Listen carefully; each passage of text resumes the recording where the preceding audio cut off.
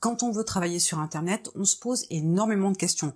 Et c'est peut-être votre cas aujourd'hui. Heureusement qu'Internet est rempli d'informations, et c'est grâce à ces informations-là que vous pouvez au quotidien en apprendre davantage sur comment travailler sur Internet, et vous avez la possibilité de trouver une très grande quantité de travail différents que vous pouvez exercer depuis votre domicile, que vous pouvez même créer depuis chez vous, avec une grande facilité. Seulement, travailler sur Internet, ce n'est pas pour tout le monde.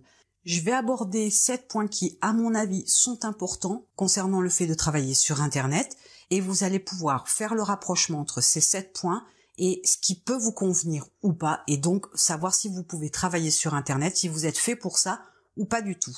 Alors, le premier point important, c'est que vous allez travailler seul, du moins au départ. Peut-être que vous n'êtes pas capable de travailler seul, mais peut-être que vous ne le savez pas non plus. J'ai par exemple dans mon entourage quelqu'un qui a longtemps travaillé comme salarié et puis il a décidé de monter son entreprise, sauf qu'il a commencé à travailler depuis son domicile et il a commencé à travailler seul. Seulement travailler seul, ce n'était pas fait pour lui. Il avait besoin d'avoir un lieu de travail différent de son domicile, il avait le besoin de se déplacer tous les matins et en fait de se lever à une heure bien précise avec le réveil, de se doucher, d'avoir des espèces de routines, de rituels qui fassent qu'il avait la démarche, il avait du moins la sensation d'être sur une démarche, d'aller au travail et de faire la distinction entre son domicile et son lieu de travail. Il avait besoin aussi d'avoir cet environnement qui était uniquement dédié au travail et qui ne mélangeait en aucun cas la vie personnelle et la vie professionnelle. Donc on n'est pas tous faits pour travailler seul. Alors peut-être que vous ne savez pas si vous êtes capable de travailler seul, tant que vous ne l'aurez pas fait, vous ne le saurez pas. Mais si vraiment c'est quelque chose qui vous rebute, il faut savoir quand même que vous pourriez être surpris et vous pourriez être capable de travailler seul. Même si cela ne vous plaît pas au prime abord, il se peut que vous soyez surpris par votre capacité justement à travailler seul et peut-être même que vous y trouveriez du plaisir. Alors dans le fait de travailler seul, il y a aussi le fait que, effectivement, vous ne voyez pas vos collègues de travail parce qu'ils ne sont pas dans la même pièce que vous, c'est-à-dire à votre domicile. Vous pourriez quand même travailler avec plusieurs personnes, plusieurs prestataires, plusieurs fournisseurs à travers le monde, mais pour autant ne jamais les voir véritablement physiquement, mais les voir par exemple par l'intermédiaire de visioconférences. Donc vous ne travaillez pas forcément seul à proprement parler, mais peut-être que vous avez besoin de cette proximité-là physique. Donc du coup, travailler seul peut devenir difficile pour vous. Il y a quand même des personnes qui ne sont pas faites pour travailler seul, ou du moins qui ne se donnent pas les capacités, parce que je pense vraiment qu'on peut être capable de travailler seul, du moins au départ. C'est peut-être un mauvais moment pour certains, mais tout le monde a la capacité de pouvoir travailler seul au départ pour pouvoir travailler sur Internet et pour pouvoir lancer son activité. Je pense que c'est jouable pour tout le monde, mais il faut aussi savoir que lorsqu'on décide de lancer sa propre activité, de lancer son business, il y a aussi des compromis, il y a aussi des sacrifices, il y a aussi des efforts à faire. C'est important de le savoir et travailler seul en fait partie. Alors concernant le deuxième point, je parlerai de travailler à la maison.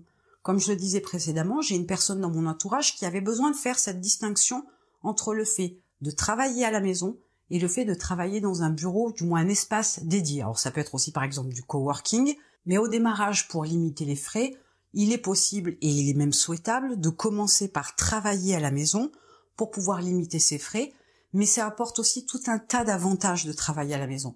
Mais certaines personnes n'ont peut-être pas forcément l'espace pour, ou du moins n'ont pas la capacité de pouvoir travailler à domicile de façon sereine, parce qu'il y a la famille, il peut y avoir les partenaires de vie, il peut y avoir les enfants, il peut y avoir les animaux, il peut y avoir énormément de bruit, il peut y avoir certaines contraintes qui fassent que ce ne soit pas possible, ou du moins que le contexte est un petit peu délicat, est un petit peu compliqué, est un petit peu mouvementé pour pouvoir caler son activité à la maison. Travailler sur Internet ne nécessite pas énormément de place non plus. Vous n'avez besoin que d'une table, bien évidemment avec une chaise. Je ne vous conseille pas de travailler allongé. Vous avez besoin de votre ordinateur. Vous avez besoin d'une connexion Internet. Donc, il y a de fortes chances que vous soyez connecté en Wi-Fi à votre box, à votre domicile. Du coup, vous avez la possibilité de travailler dans le salon, possibilité de travailler dans la cuisine, dans la chambre avec un espace dédié.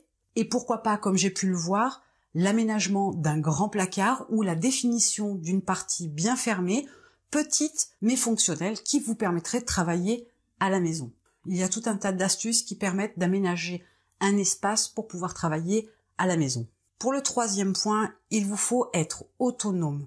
L'autonomie est quelque chose qui s'apprend. Si aujourd'hui vous n'êtes pas autonome ou vous avez l'impression d'avoir besoin d'être chapeauté, d'être aidé, d'être pris par la main, d'être bousculé pour avancer, eh bien il vous faut commencer à travailler sur vous-même pour pouvoir atteindre cette autonomie, cette aptitude que vous allez avoir à vous organiser, à ne pas être obligé de dépendre d'une tierce personne pour pouvoir faire les choses, pour avoir l'aval sur une action par exemple, ou tout simplement pour avoir le feu vert pour prendre une décision. L'autonomie est quelque chose qui n'est pas figé en vous, c'est quelque chose que vous pouvez apprendre avec plus ou moins de facilité. Commencez par des petites décisions que vous avez à prendre au quotidien sans le consentement de qui que ce soit, et petit à petit vous verrez que c'est très simple, ce n'est pas très compliqué comme démarche, ça s'apprend, ça se développe. Vous avez des livres sur le sujet qui pourraient vous aider. Apprenez à développer cette autonomie si vous ne l'avez pas aujourd'hui. Le 4e point lui concerne la discipline. Quelque chose d'important quand on travaille seul et quand on travaille à la maison, il est certain que sans discipline, votre activité ne tiendra pas longtemps. Avoir cette espèce de rigueur, cette organisation, cette discipline-là à effectuer les tâches tous les jours, à effectuer des actions récurrentes, répéter ces journées les unes derrière les autres, parce que majoritairement elles peuvent se ressembler selon l'activité que vous avez choisie, c'est quelque chose qui peut être épuisant, qui peut être chronophage, qui peut tuer votre motivation, parce que vous n'êtes pas discipliné. Une bonne discipline, c'est des bonnes habitudes à prendre, c'est des bonnes routines à mettre en place et agir ainsi que penser au quotidien en ayant cette démarche-là où toutes ces habitudes, toutes ces routines sont plus un acquis qui deviennent un réflexe plutôt qu'une obligation et une contrainte au quotidien. Donc être discipliné, c'est quelque chose d'important quand on veut travailler sur Internet. Si vous ne l'êtes pas, commencez à apprendre tout doucement à être discipliné, à développer une certaine discipline en mettant en place chaque semaine une nouvelle routine que vous allez intégrer et qui deviendra quelque chose de complètement automatique, de réflexe, parce que c'est quelque chose qui sera intégré à votre mode de vie au quotidien. Pour le 5e point, je parlerai de persévérance. La persévérance est quelque chose d'important parce que lorsqu'on monte une activité, on s'attend toujours à avoir des résultats, ou du moins on s'imagine, ou du moins on espère avoir des résultats très rapidement, voire sous 24 heures.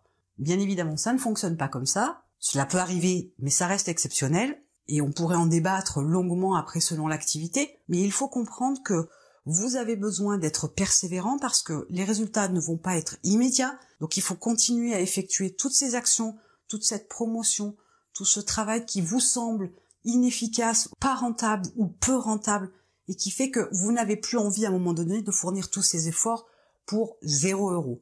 Et c'est là que vous ferez toute la différence. Là où 99% des personnes qui travaillent sur Internet s'arrêtent parce qu'elles n'ont pas de résultats au bout de 2 semaines, il vous faut continuer. Il faut avoir cette motivation, cette persévérance de continuer à travailler quoi qu'il arrive pour pouvoir avoir les résultats que vous voulez. La persévérance sous-entend qu'il y a une grosse motivation derrière, une grosse envie de vouloir réussir l'activité que vous avez montée. Si vous n'avez pas une vraie raison de réussir dans votre activité, la persévérance ne sera pas importante et vous risquez très vite d'arrêter de travailler sur Internet parce que vous n'aurez pas ce que vous voulez, vous n'aurez pas atteint les objectifs que vous étiez définis au départ. En point numéro 6, c'est être patient. J'en parlais avec la persévérance. La patience rentre en ligne de compte dans la mesure où quand on monte une activité, quand on monte un business, les résultats ne sont pas immédiats. Il faut aussi avoir de la patience parce que lorsqu'on met en place une stratégie de communication, par exemple, les résultats ne sont pas immédiats. Quand on met par exemple aussi une stratégie de contenu, vous n'avez pas les résultats immédiatement. Quand vous décidez de développer par une stratégie vos réseaux sociaux, les résultats ne sont pas immédiats. C'est la même chose par exemple pour une chaîne YouTube. Les résultats ne sont pas immédiats. Et il faut savoir être patient. Quand bien même vous réussiriez à développer votre activité, vous allez peut-être décider d'en monter une autre. Et là aussi, il vous faudra de la patience parce que même si vous avez une mailing list, même si vous avez du budget pour pouvoir faire de la publicité, les résultats ne seront pas non plus immédiats. Donc il est important de savoir être patient, de prendre en considération que lorsque vous travaillez sur Internet, vous rentrez dans une économie parallèle à la vie réelle, que ce marché économique a d'autres règles de fonctionnement, que vos prospects, vos clients ne réagissent pas de la même manière, et il vous faut beaucoup plus de patience pour appréhender votre marché, appréhender votre cible, appréhender vos produits et appréhender votre développement. Donc la patience est un élément important, là aussi c'est quelque chose qui s'apprend. Il ne faut pas être dans l'urgence financière, il ne faut pas être dans l'urgence de résultats, dans une situation qui soit compliquée et qui nécessite que vous rentriez une certaine somme d'argent très rapidement, vous ne serez pas dans de bonnes conditions et vous ne pourrez pas être patient dans cette situation-là. Enfin, pour le point numéro 7, c'est être créatif. Être créatif, c'est au sens large que je l'entends. dans la mesure où ce n'est pas être créatif pour avoir de l'imagination et créer de très belles images. Être créatif, ça va certes passer par là, mais ça va aussi passer par le fait que vous allez rencontrer un problème, il va vous falloir trouver une solution. Et il va falloir être créatif pour trouver un chemin détourné pour pouvoir arriver au même résultat. Ça passe aussi par le fait, par exemple, d'être créatif quand vous décidez d'automatiser une partie de votre business pour gagner du temps. Trouver un moyen qui vous permette d'effectuer une tâche en 2 clics au lieu de 15 en utilisant d'autres outils, c'est être créatif. Certes, vous allez essayer différents outils, vous allez trouver peut-être différentes manières jusqu'à trouver celle qui vous convient, mais c'est en utilisant votre capacité de réflexion, votre imagination, votre créativité que vous serez capable d'améliorer tout un tas de choses dans votre activité, dans votre vie aussi personnelle, dans votre façon de réfléchir, dans votre façon d'être orienté plutôt solution. Là, cette créativité, elle est au sens large. Elle n'est pas au sens uniquement artistique et vous devez avoir ce côté un petit peu système D de façon à pouvoir parer à toute éventualité dans votre activité. Ça peut être pour tout un tas de choses. Si par exemple, vous avez un souci d'un client qui part en vacances et vous souhaitez finir votre prestation de service avant qu'il s'en aille, vous n'avez pas forcément de prestataires pour effectuer certaines tâches, eh bien il vous faut être créatif pour trouver des solutions. Ça peut être délégué, ça peut être trouver un outil qui vous permette d'automatiser, ça vous permet de trouver une autre façon de fonctionner pour pouvoir améliorer votre productivité sur l'exécution de la prestation de service. Ça peut être aussi de renégocier avec votre client votre prestation pour qu'elle soit faite différemment, pour que vous puissiez en finir une partie et être payé avant qu'il s'en aille, et faire le reste de la prestation par la suite quand il revient de vacances. Tout n'est pas figé, tout ne s'arrête pas à ce qui est positionné, mais être créatif est un point important quand on veut travailler sur Internet,